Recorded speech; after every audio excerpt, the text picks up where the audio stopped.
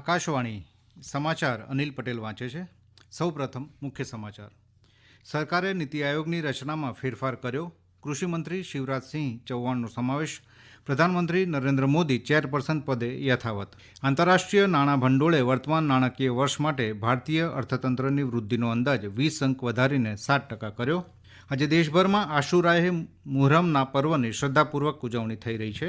ઓમાનની રાજધાની મસ્કતમાં મસ્જિદ પર થયેલા એક હુમલામાં એક ભારતીય નાગરિક સહિત 6 લોકોના મૃત્યુ. આગામી 3 દિવસ દરમિયાન કોંકણ, ગોવા અને મધ્ય મહારાષ્ટ્રમાં ભારે વરસાદની હવામાન ખાતાની આગાહી. અને સ્વીડિશ ઓપન ટેનિસમાં ભારતના સુમિત નાગલે મેન્સ સિંગલ્સમાં સ્વીડનના ઇલિયાસ યમેનને 6-4, 6-3થી હરાવ્યા. સમાચાર વિગતવાર. સરકારે નીતિ આયોગની રચનામાં ફેરફાર કર્યો છે. કૃષિમંત્રી શિવરાજસિંહ ચૌહાણને હોદ્દાની રૂએ સભ્ય તરીકે સામેલ કરવામાં આવ્યા છે. આયોગમાં સંરક્ષણ મંત્રી રાજનાથસિંહ, ગૃહમંત્રી અમિત શાહ અને નાણામંત્રી નિર્મલા સીતારામન પણ હોદ્દાની રૂએ સભ્ય છે. પ્રધાનમંત્રી નરેન્દ્ર મોદી ચેરમેન અને સુમન બેરી વાઇસ ચેરમેન પદે યથાવત રહેશે. એક સરકારી જાહેરનામામાં જણાવવામાં આવ્યું છે કે માર્ગ પરિવહન મંત્રી નીતિન ગડકરી, આરોગ્ય મંત્રી જગત પ્રકાશ નડ્ડા, પોલાદ મંત્રી એચ.ડી. કુમારસ્વામી, પંચાયતી રાજ મંત્રી રાજીવ રંજન સિંહ, ઉડ્ડયન મંત્રી રામમોહન નાયડુ, આદિજાતિ બાબતોના મંત્રી જુઅલ ઓરામ અને ખાદ્ય પ્રક્રિયા મંત્રી ચિરાગ પાસવાન આમંત્રિતો તરીકે સ્થાન આપવામાં આવ્યું છે. આંતરરાષ્ટ્રીય નાણાં ભંડોળ IMFએ વર્તમાન નાણાકીય વર્ષ માટે ભારતીય અર્થતંત્રની વૃદ્ધિનો અંદાજ 20 અંક વધારીને 7% કર્યો છે. અગાઉ એપ્રિલ મહિનામાં પણ IMFએ વર્લ્ડ ઇકોનોમિક આઉટલુકમાં ભારતની GDP 30 અંક વધારીને 6.8%એ પહોંચવાનો અંદાજ વ્યક્ત કર્યો હતો.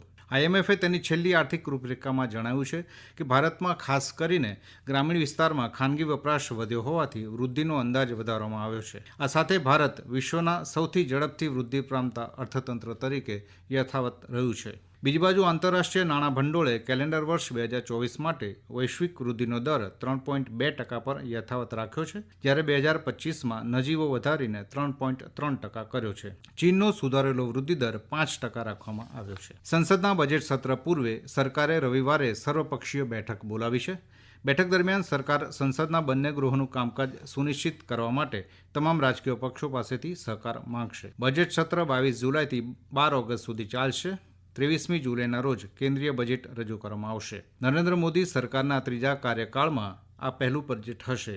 આજે દેશભરમાં આશુરાએ મુહર્રમની શ્રદ્ધાપૂર્વક ઉજવણી થઈ રહી છે. 7મી સદીમાં કરબલાના મેદાનમાં સત્ય અને ન્યાય માટે પોતાના જીવનું બલિદાન આપનારા મોહમ્મદ પૈગંબરના પૌત્ર હઝરત ઇમામ હુસૈન અને તેમના સાથીઓના બલિદાનની યાદમાં આજના દિવસે શોક મનાવવામાં આવે છે. આ પ્રસંગે તાજિયાનું સરઘસ કાઢવામાં આવે છે. કરબલાના શહીદોને યાદ કરવા આજે દેશભરમાં મજલિસ એટલે કે ધાર્મિક સભાઓનું આયોજન પણ કરવામાં આવ્યું છે. આ પ્રસંગે દેશભરમાં સલામતીનો ચાંપતો બંદોબસ્ત કરવામાં આવ્યો છે. આ સમાચાર આપ આકાશવાણી પરથી સાંભળી રહ્યા છો. આ સમાચાર આપ અમારી YouTube channel AIR news Gujarat પર પણ સાંભળી શકો છો. વધુ સમાચાર માટે આપ અમારા ટ્વિટર હેન્ડલ AIR_ABAD ને ફોલો કરી શકો છો. ઓમાનની રાજધાની મસ્કતમાં અલી બિન અબી તાલિબ મસ્જિદ પર થયેલા એક હુમલામાં એક ભારતીય નાગરિક સહિત 6 લોકોના મૃત્યુ થયા છે. ઓમાનમાં ભારતીય દૂતાવાસે સોશિયલ મીડિયા પ્લેટફોર્મ X પર જાનહાનિ વિશે માહિતી આપતા જણાવ્યું હતું કે ગઈકાલે રાત્રે થયેલા ગોળીબારમાં અન્ય એક ભારતીય નાગરિકને ઈજા થઈ હતી. ઓમાનના સલામતી સૈનિકો સાથેની અથડામણમાં 3 અજાણ્યા બંદૂકધારીઓનું ઘટના સ્થળે મૃત્યુ થયું હતું. હુમલામાં સલામતી કર્મચારીઓ સહિત વિવિધ દેશોના લગભગ 28 નાગરિકોને ઈજા થઈ હતી. દરમિયાન મસ્કતમાં અમેરિકન દૂતાવાસે પણ ગોળીબારને પગલે સલામતી એલર્ટ જાહેર કર્યું છે. આ ગોળીબાર મોહર્રમની પૂર્વ સંધ્યાએ થયો હતો. ઓમાનમાં શિયા મસ્જિદ પર થયેલો આ પ્રથમ હુમલો છે. ભારતીય હવામાન વિભાગે આગામી 3 દિવસ દરમિયાન કોંકણ, ગોવા અને મધ્ય મહારાષ્ટ્રમાં ભારે વરસાદની આગાહી કરી છે. હવામાન વિભાગે જણાવ્યું છે કે આગામી 4 દિવસ દરમિયાન ગુજરાત, કર્ણાટક, છત્તીસગઢ, ઓડિશા, કેરળ, નાગાલેન્ડ, મણિપુર, મિઝોરમ અને ત્રિપુરામાં પણ ભારેથી અતિભારે વરસાદની શક્યતા છે. હવામાન વિભાગે આગામી 4 દિવસ દરમિયાન હિમાચલ પ્રદેશ, ઉત્તરાખંડ, પૂર્વ રાજસ્થાન, જમ્મુ કાશ્મીર, લદ્દાખ, પંજાબ, હરિયાણા, દિલ્હી, ઉત્તર પ્રદેશ અને પશ્ચિમી રાજસ્થાનમાં હળવાથી મધ્યમ વરસાદની આગાહી કરી છે. દરમિયાન સતત ભારે વરસાદને કારણે કેરળમાં સત્તાવાળાઓએ આજે 8 જિલ્લાઓમાં શૈક્ષણિક સંસ્થાઓમાં રજા જાહેર કરી છે.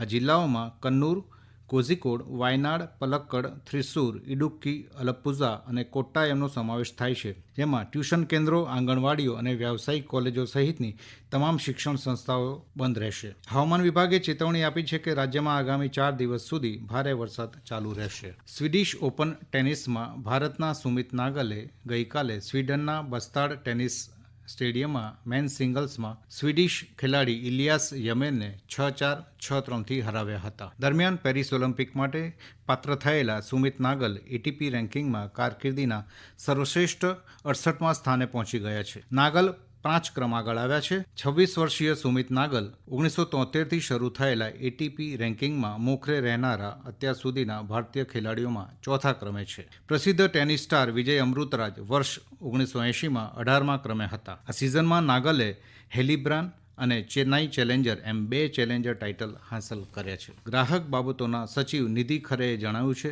કે છેલ્લા 1 મહિનામાં ચણા, તુવેર અને અડદની દાળના જથ્થાબંધ ભાવમાં 4%નો ઘટાડો થયો છે. જોકે છૂટક ભાવમાં આવો કોઈ ઘટાડો જોવા મળ્યો નથી. સુશ્રી ખરે એ ગઈકાલે ભારતીય છૂટક વેપારી મહામંડળ સાથેની બેઠકમાં કઠોળના ભાવ અને તુવેર તથા ચણાની સંગ્રહ મર્યાદા અંગે ચર્ચા કરી હતી. વર્તમાન ભાવ અને ખરીફ પાકને ધ્યાનમાં રાખીને સચિવશ્રીએ વેપારીઓને કઠોળના ભાવ અંકુશમાં રાખવા સરકારના પ્રયાસોમાં તમામ શક્ય સહકાર આપવા જણાવ્યું હતું. તેમણે જણાવ્યું હતું કે સરકાર તુવેર અને અડદનું ઉત્પાદન વધારવા માટે શક્ય તમામ પ્રયત્નો કરી રહી છે. રાષ્ટ્રીય શિક્ષક પુરસ્કાર 2024 માટે પાત્ર શિક્ષકો તરફથી ઓનલાઈન સ્વનામાંકન માટે નોંધણી કરવાની છેલ્લી તારીખ ગુરુવાર સુધી લંબાવવામાં આવી છે. અરજદારો 21મી જુલાઈ સુધીમાં તેમની અરજી રજૂ કરી શકે છે. શિક્ષણ મંત્રાલયના પોર્ટલ nationalawards.teachers.education.gov.in પર ગયા મહિનાની 27મી તારીખથી નામાંકન મંગાવવામાં આવ્યા છે. શિક્ષણ મંત્રાલયે એક નિવેદનમાં જણાવ્યું છે